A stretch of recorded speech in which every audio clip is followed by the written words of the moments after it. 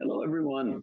Welcome to the New York Shakespeare deep dive into Shakespeare's mothers. My name is Rodney Hakim, and I am the voice behind the New York Shakespeare social media feeds, in which we try to bring you as much as we can of what is happening in the world of Shakespeare in and around New York, whether that is stage performances, book readings, book releases, podcasts, blogs, film screenings, or whatever it might be, as long as it pertains to Shakespeare and it is in or around New York.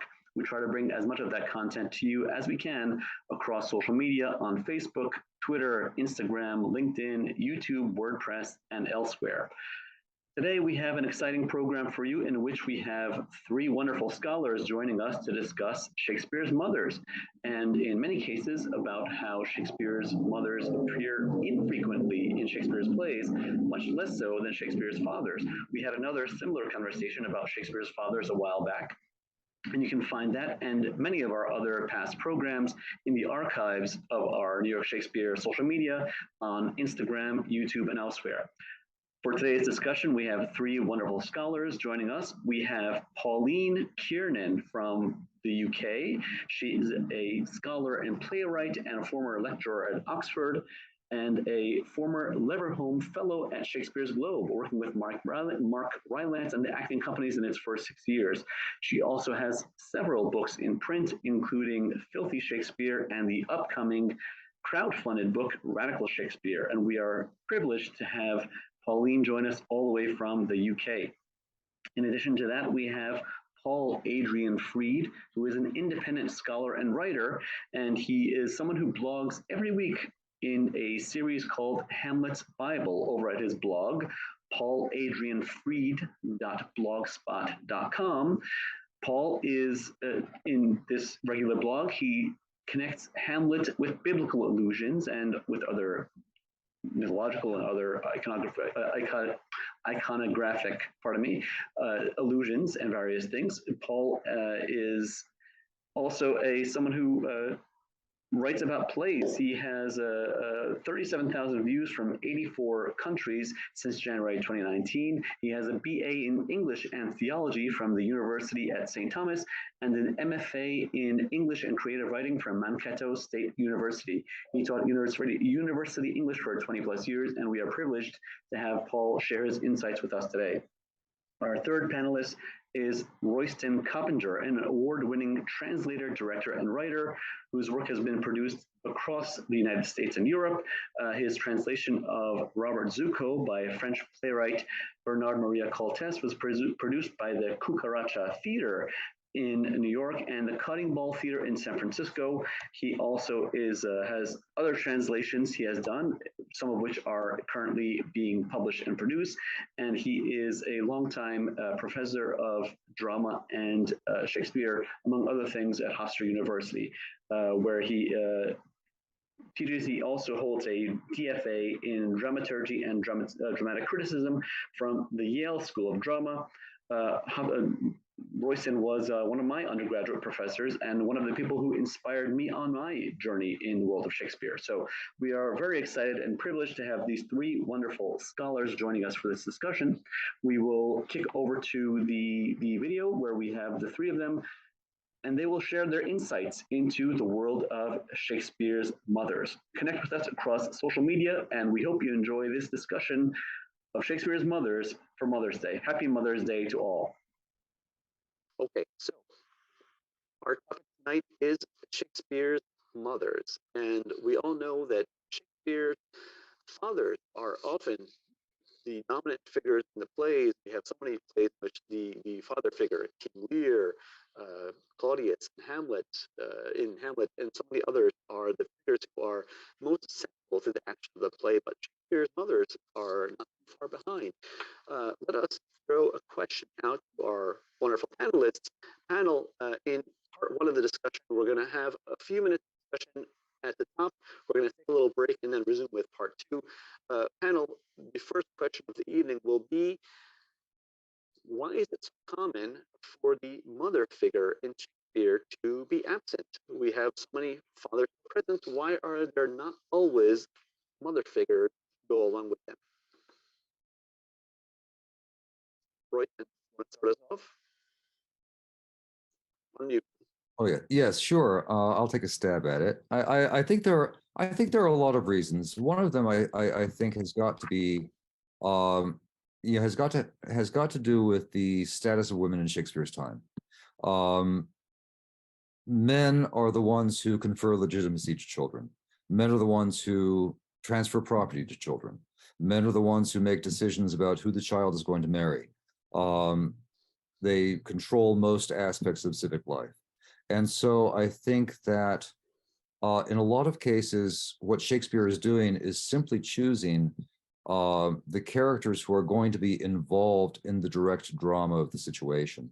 It's also probably safe to say that the phenomenon of the absent mother is more common in Shakespeare's time.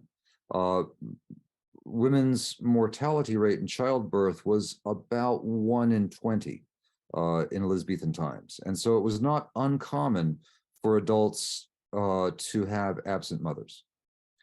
And so for that reason as well, I think Shakespeare wouldn't have thought it unusual. If you look at plays by other playwrights, I don't think there is a mother in all of Marlowe, unless I'm misremembering.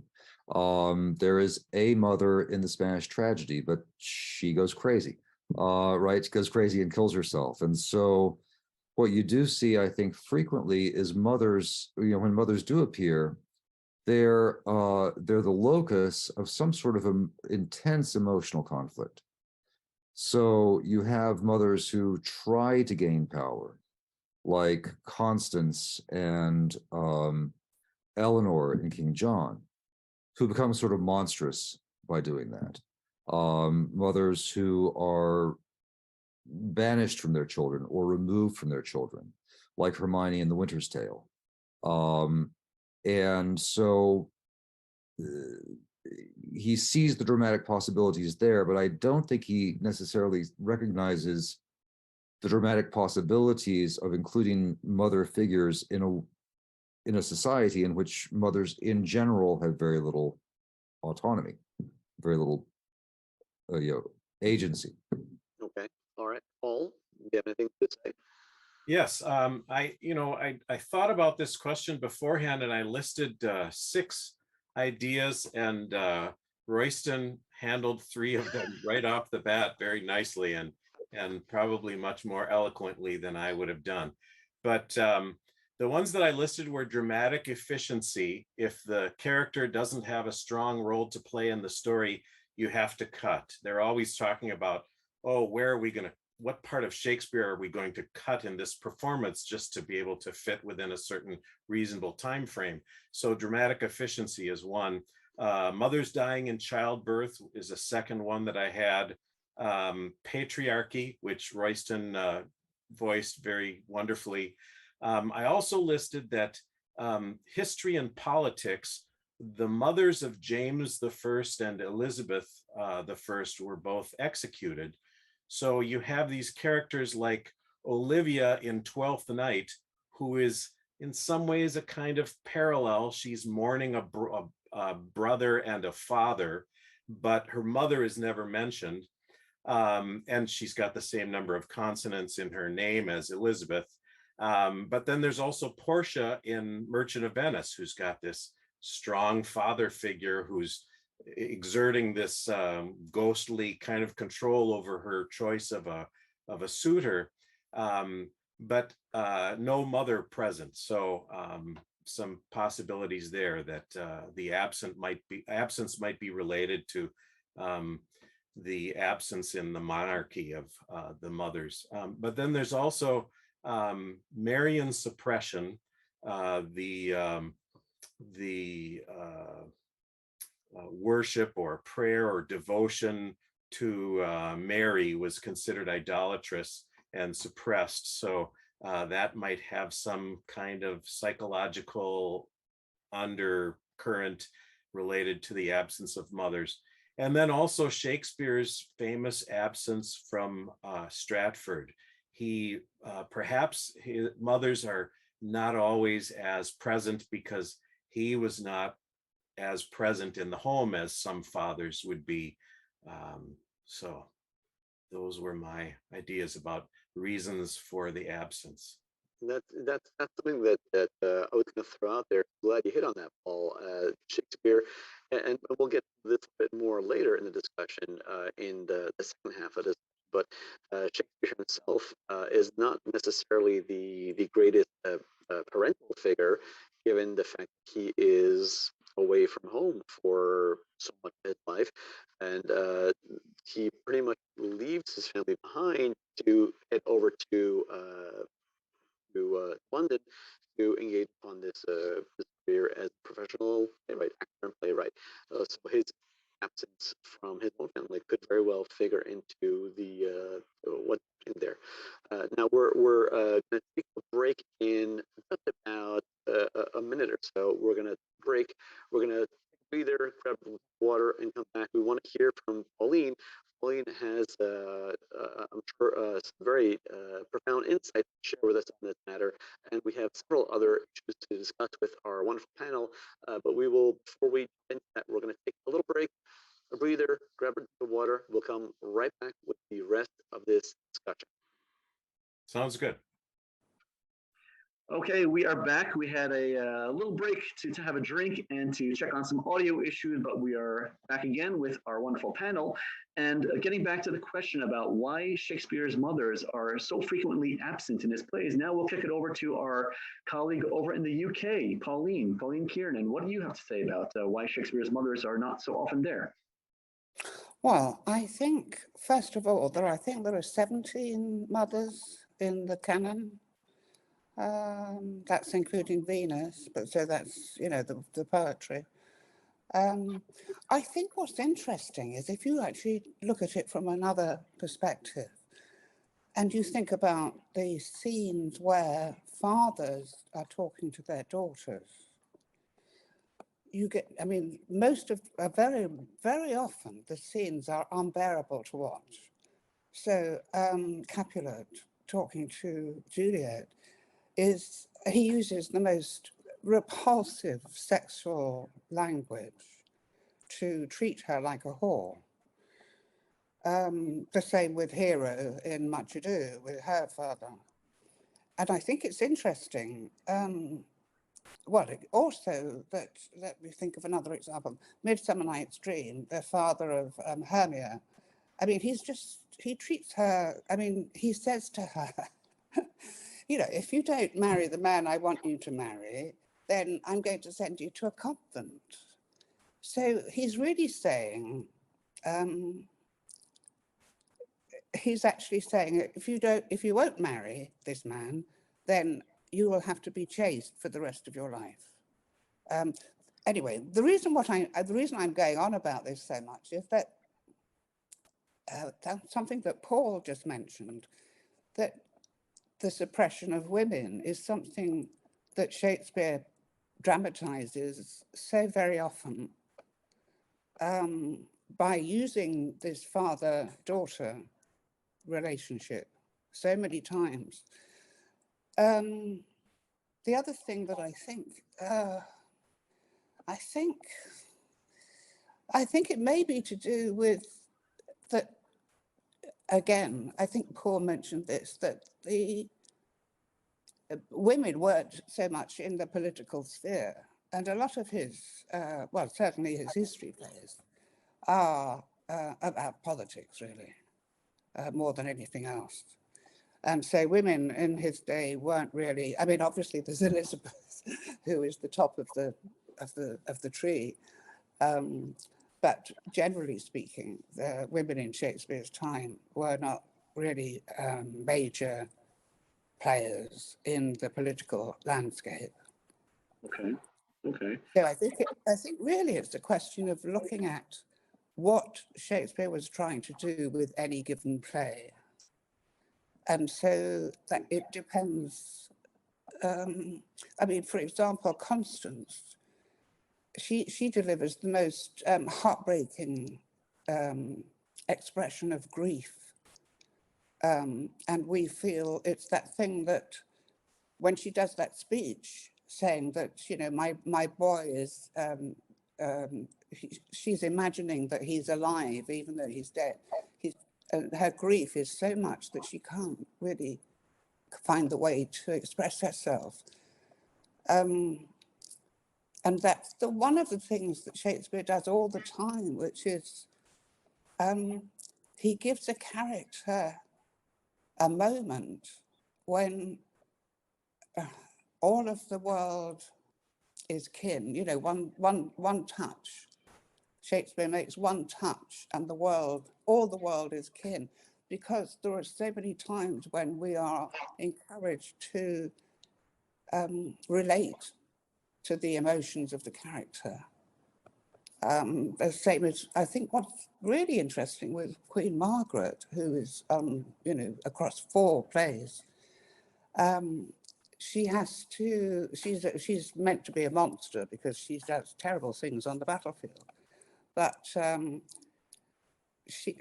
there's another thing that Shakespeare does all the time, which is he sort of, I don't know, he kind of turns our moral compass sort of upside down, inside out, every which way. And it's always to do with this moment by moment experience that the audience has in their responses to the characters and the events. It's always moment by moment. So at one point, we're thinking that Margaret is absolutely awful because Clifford's son has been killed because of her. And so we hate her. And then later on, she's being made to witness the stabbing to death of her son. So at that point, we're kind of wondering what to think about her. So Shakespeare's always sort of asking us, you know, to think about whether a character is, should we judge them as good or bad, or should we just kind of think about it, try to consider what our real responses are. Well, yeah, that's a great point, Pauline. And that leads me into the next question of the evening, which I pose to all 3 of you, and it kind of touches on what each of you said, is that when we do have mothers, they bear certain characteristics, whether it is the mother who is defensive of the children, or the mother who's an avenger, or whatever the case might be. So what types of mothers do we see? You mentioned Queen Margaret, you mentioned a couple of others, Constance. What mothers do we have certain types that we see, or certain categories that they fall into? Yes, Paul, go ahead. Yes, I did some sorting and thinking about that, but before I go into that, I have to confess that I think some of the things that Pauline gave me credit for were actually either Roy's ideas or he put them much better than I did beforehand. But in terms of categories, one thing is I thought about disappearing moms, and Rodney, I think you might want to go into that more later about Winter's Tale and Pericles. Right. We've got these pregnant mothers who disappear for a while and then come back later in the story. We also have in Othello, the mother of Othello is only present by way of the handkerchief. And we also have in Macbeth, Lady Macbeth makes this passing reference that many people miss about having nursed. So it seems that she was a mother perhaps who lost her child, it seems. And if we attend to that, maybe it helps us understand her character better. I also was thinking about surrogate moms. Often with Hamlet, they talk about Yorick as a surrogate emotional father figure, but in Romeo and Juliet, we have Lady Capulet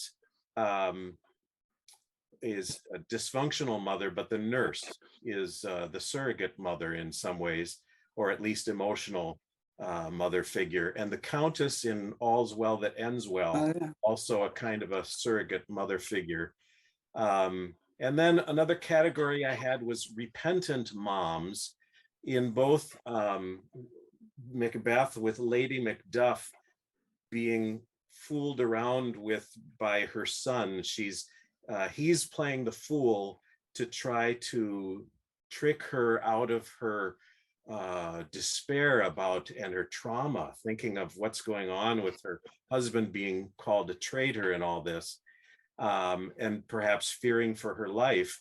Her son, she has this wonderful relationship where she is open to her son's jokes and dialogue with him, and she kind of softens a little bit and changes her mind. Yeah, I don't know if maybe repentant is too strong a word, but also in Hamlet, Gertrude is scolded by Hamlet about either the affair or the marriage or both, and later she expresses some guilt, shame about something that she had done, and Hamlet seems to have played a part in that. And then another category I had was jealous or vengeful moms. So in Titus Andronicus, in Cymbeline, in Pericles, we have the Dionysa. I'm probably mispronouncing it. I don't get to hear that play very often. But in all those cases, we have these jealous or vengeful moms who either are going to hurt others in order to set up their own children, or neglect someone in their charge in favor of their own children. Royston, any thoughts? Well, yeah, I think it's interesting. I agree with everything Paul said. I think that, you know, you pretty well covered it. I think it's really interesting in a play like King John, where you have these two opposing mothers, Constance and Eleanor, both of whom are pushing their rather weak sons forward, and both of whom become, in some ways, monstrous. I mean, we remember Constance because of her expression of grief after Arthur's death. But when she's still dragging him around those war councils early in the play, she is doing everything except putting a sword in his hand and pushing him out on the battlefield. And then Eleanor, of course, pushes her son towards war and murder and everything else. And so I think, yeah, it's almost as though when Shakespeare, you know, when he did choose to write about a mother, what excited his imagination was absent mothers, monstrous mothers, failed mothers in some way. That those are the things that he thinks are really worth investigating. That sounds like a very nice set of characterizations or categorizations, and it seems, yeah, like either the mother, to me, you have two ends of the spectrum. You have the nurturing mother, or the more let's say passive mother, or you have the mother who's less nurturing and more of the aggressor or the avenger, or whatever the case may be. And Paul, you mentioned Titus Andronicus. You have Tamara of the Goths there, who is a mother who is the avenger after her child is slaughtered in front of her. Or in Macbeth, you have Lady Macbeth, who on one end of the spectrum, she is pushing her husband to attain the glory that is in front of them. And on the other end, you have Lady Macduff, who is protecting and nurturing her child and keeping him away from the aggression. So it's you have in many plays, you have both of those poles. You have the one mother who is the nurturer, and the one mother who is the aggressor, or the one who pushes their child forward. And another play that fits into that category might be Coriolanus, where you have Volumnia, who is the mother who is the aggressor and pushes Coriolanus forward to military achievements. And then you have Virgilia, who is the more nurturing wife, and the two of them are in conflict. So what do we see of the conflict between these different paradigms of what a mother could or should be? Pauline? I think we should look at Lady Macbeth. Because there's a big debate about whether she had children or not. And the thing that I find really interesting about that play is that Shakespeare seems to be obsessed with this idea of asking us what is it to be a man in a man's world, but he does it through a woman. He explores this through Lady Macbeth. And when we get towards the end, the Macduff line, which gets me crying every time, when he says that he had no children, he actually thinks that Macbeth hasn't had children. So we're left in the dark. We don't really know whether they had children or not. In fact, it's interesting that Freud seemed to believe that they were childless. And I think he got a bit muddled about that, actually. But anyway, that's another point.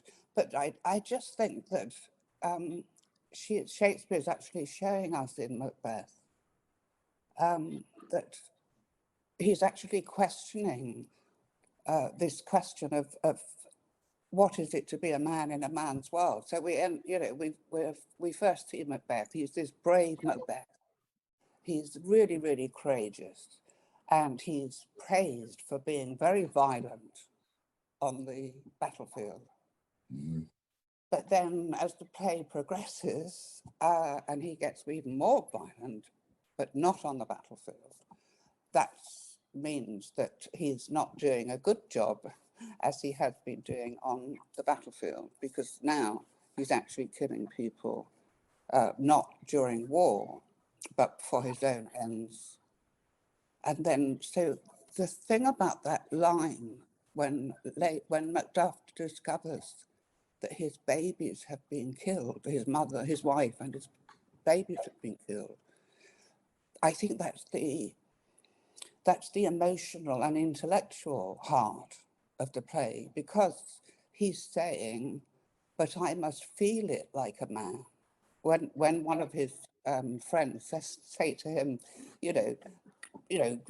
get strong, you must get over this, be a man, be a man, he's really saying. And Macduff says, but I've got to feel it like a man. And that line is, I think, as I say, it's the core of the whole play for me. That's a great analysis, because that's such a wonderful parallel to the relationship between, or the two extremes between Lady Macbeth and Lady Macduff, and the comparison between Macbeth and Macduff, where they take almost opposite relationships, where Macbeth, due to the urging of Lady Macbeth, moves further and further into the role of the avenger or the aggressor. And by the end, Lady Macbeth, she reverses position and she becomes more in need of nurturing. And in the opposite extreme, we have Macduff, who initially is posing perhaps as the avenger, but has to feel the nurturing, has to feel the pain of the loss of what a mother would traditionally be conceived as feeling the loss of the children, the protection of the children, before he can go back into that role of the aggressor or the avenger. So they're very, very interesting parallels. And now go ahead, Paul. Well, there was something that Pauline said that struck me about Macbeth becoming more violent as the play goes on. And it occurred to me, I had never thought of this before, but it occurs to me that it's okay for Macbeth to be manly and violent on the battlefield, and there he wins honor. But when he moves into the home and the space that should be a space of hospitality for King Duncan, this is perhaps a feminine space, or a traditionally feminine space, and he violates that and violates the hospitality by killing the king, not on the battlefield, not in single combat like old Hamlet against old Fortinbras, but instead it's in the female space of the home. That's the point I was making. Right. That it's okay. I mean, Shakespeare's always questioning our moral judgments, I think. It's like in Measure for Measure, when Pompey says, mean you to geld all the youth of the city. And we suddenly see everything from a totally different viewpoint, because now we're looking at it from Pompey's view, which is actually acts like a chorus in a way. And it's doubly interesting, I think, because he's a pimp. And Shakespeare actually gives him quite a moral stance. And also because it's a reflection of the whole plot, really, because there you have a leader, a ruler who wants to, or thinks he can control his people's sexual lives. So Pompey and the brothels, he pulls down the brothels because that's not what because that's wrong. So That's morally wrong. The feminine role. A pimp and a prostitute.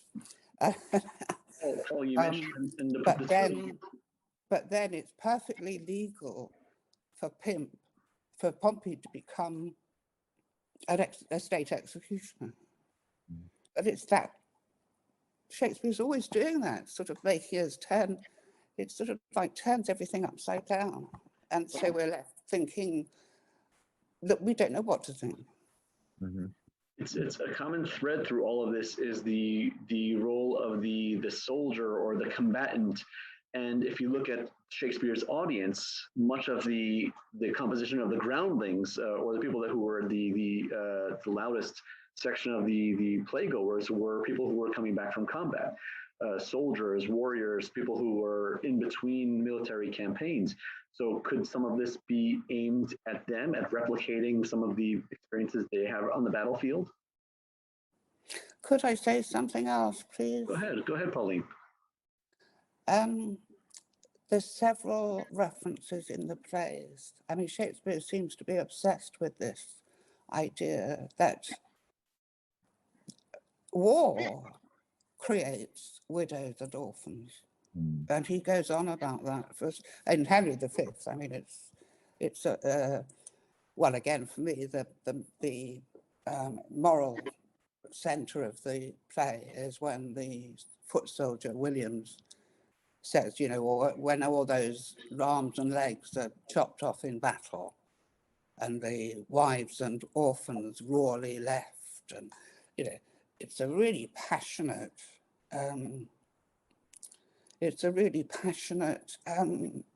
exposure of what happens with war, the consequences of war. That it's always the mothers and the orphans that he's thinking about. Right, absolutely. So we'll go into our final question of the evening, and we've got a short amount of time left, so we'll try to do a quick hit on this one. And we alluded to it before, but what you're saying, Pauline, also feeds into it, is that we are in a situation where in Shakespeare's plays, reflecting what's happening in the larger society, there is loss, there is death, there is Queen Elizabeth in the end of the 1500s, she shuffles off her mortal coil, and England is then taken over by King James I of Scotland, and the two kingdoms are united. Could it be? Can we see an analog? Can we see a correlation in the loss of Queen Elizabeth, the loss of the mothers, or the widowing of the warriors in the audience, in the later plays, the romances where the mother is presumed to be lost, and then the character goes on a multi-year journey until finally rediscovering and reconnecting with the mother figure after so many travails? Yeah. Pauline?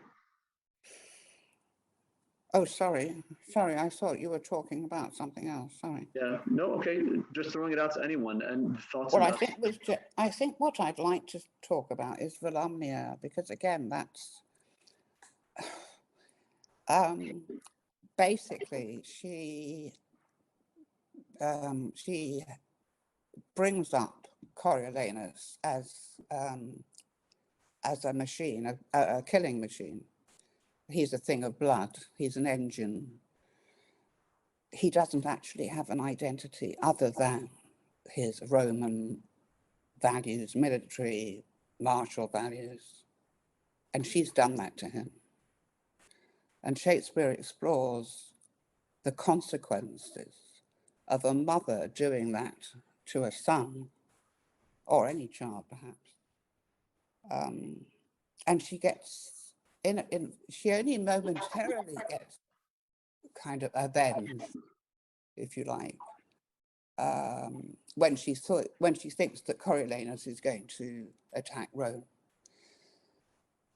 But he can't attack Rome because he is Rome. I mean, it's like he's only ever been a Roman soldier. That's his identity. He doesn't have a human identity. And at the moment, and this again is a wonderful moment in Shakespeare, is when his mother kneels to him and begs him to show mercy and not attack Rome. At that moment, everything that's been violent and terrifying about the events, it kind of floods into this, and the stage direction is silence when she kneels. It's silence, and then he says, "Mother, mother, what have you done?" And of course, he knows what she's done. She's actually asked him to be a human being, and he's never been that. So he knows that if he does this, if he actually does become a human being, he's going to die. He's doomed. As soon as he realizes that he's not a thing of blood, he knows he's going to be killed. Anyway, I think Volumnia is a really, really strong mother. I mean, we hate her, of course. Say, I would like to jump in very briefly, and then I want to hear more from Roy. But on the question of Winter's Tale and Pericles, and whether it has something to do with Elizabeth and the death of Elizabeth, I'm thinking more that James married, his bride had Catholic inclinations. And so I'm wondering if it's perhaps more of a sense of release and of new access to the Marian idea or Marian devotion that you get in Hermione in Winter's Tale and in the recovery of Thysa in Pericles.